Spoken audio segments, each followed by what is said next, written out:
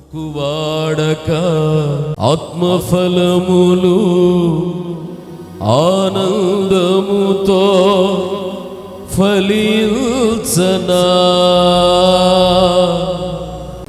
జీవజలములా ఊటయైనా నీయోరన నన్ను నాటితివా నీయోరన నన్ను నాటితివా. ఈ సంఘం జీవజలముల ఊట, ఈ జీవజలముల ఊట చాటున నిన్ను నాటి నీవు ఫలించి వృద్ధి పొంది అనేకులకు ఆశీర్వాదకరముగా మార్చడానికి ప్రభు ఈ జీవజలముల ఓటలోనికి నిన్ను నడిపించాడు.